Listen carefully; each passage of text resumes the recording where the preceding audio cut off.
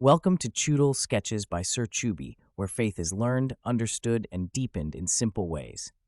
Let's get started. Welcome to this episode where we dive into one of the most powerful social encyclicals of the 20th century, Quadragesimo Anno. And yes, though written nearly a century ago, its wisdom echoes loud and clear in our time of economic inequality and social division.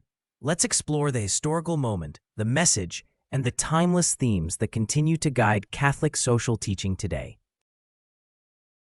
40 years after Pope Leo XIII shook the world with Rerum Novarum, the world had changed, but not necessarily for the better. A devastating world war, the Great Depression, rising fascism, and unchecked capitalism left millions struggling in the shadows. In 1931, Pope Pius XI responded, not with silence, but with a voice rooted in truth, justice, and gospel hope. Quadragesimo Anno, which means in the 40th year, was issued by Pope Pius XI on May 15, 1931, on reconstruction of the social order. It commemorates the 40th anniversary of Pope Leo XIII's Rerum Novarum, the foundational text of modern Catholic social teaching. But this wasn't just a celebration. The world was reeling from the Great Depression. Workers were being exploited, totalitarian regimes were on the rise, and both capitalism and socialism were leading people astray. In this moment of global crisis, Pope Pius XI offered a vision rooted in Christ for a just and moral society. So, what was the message of Quadragesimo Anno? At its heart, it's a bold call to rethink how society, economics, and morality must work together. It challenges us to place human dignity, not profit, at the center of our social order. Let's break it down into its key themes. First, the moral critique of capitalism and socialism.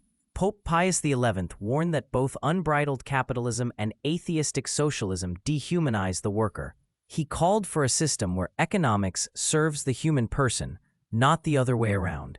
In a world chasing profit and power, the Pope reminded us, the value of work lies not in wealth, but in the dignity of the one who labors. Second, the principle of subsidiarity. Decisions should be made at the most local level possible. Bigger institutions, like the state, should only intervene when absolutely necessary. This is the principle of subsidiarity, a safeguard against both oppressive centralization and social neglect, empowering families, communities, and local organizations to take rightful responsibility. Third, social justice and the common good. Justice is not just about individual rights, it's about building a society where all people can flourish. Employers, workers, and the state each have responsibilities to uphold the dignity of labor and promote the common good. True justice is social. It calls us to move beyond self-interest and work together for a just and compassionate world. Fourth, the role of the Church. Pius XI reminded the faithful that the Church has not only the right, but the duty to speak out on social matters. The gospel is not silent in the face of injustice. The Church must be a prophetic voice, shaping a society rooted in truth, charity, and the dignity of every person.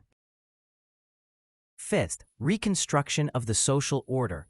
The Pope envisioned a society based on solidarity, subsidiarity, and the moral law of God, a true Christian social order.